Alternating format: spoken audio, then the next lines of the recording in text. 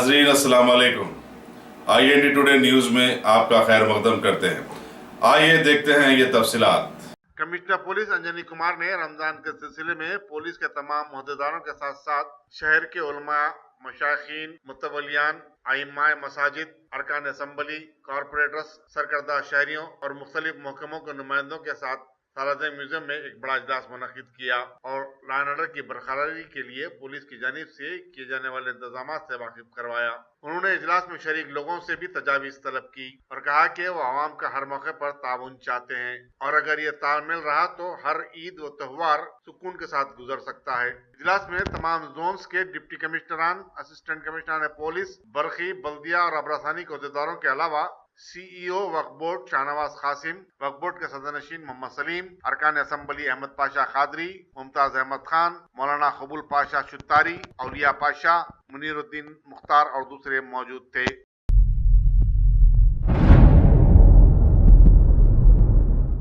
Auditorium में रमज़ान के पाक महीने के लिए जो इंतज़ामात पुलिस डिपार्टमेंट और दूसरे डिपार्टमेंट की तरफ से हुए हैं, उन सब का हम लोगों ने बुज़ुर्गों और कम्युनिटी एल्डर्स के सामने सबको बताया।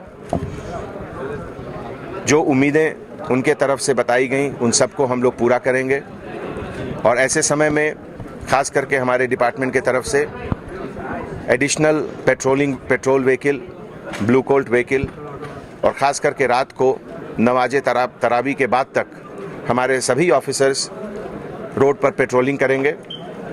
और आवाम से एक अपील है कि आप लोग बिना किसी डाउट, बिना किसी हेजिटेशन के कभी भी किसी चीज़ की ज़रूरत पड़े तो हमारे ऑफिसर्स, DCP, इंस्पेक्टर ऑफिसर सबको आप कांटेक्ट कर सकते हैं, मिल सकते हैं।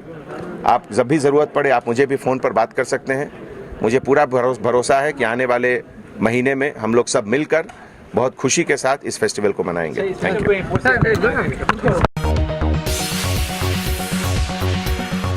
अगर आपने हमारे चैनल को सब्सक्राइब नहीं किया है तो आपको यहाँ सब्सक्राइब बटन दिख रहा है, उसे क्लिक करिए और सब्सक्राइब कीजिए और साथ ही साथ बेल आइकॉन को भी क्लिक करिएगा जिससे कि आपको ताज़ा अपडेट मिलते रहें।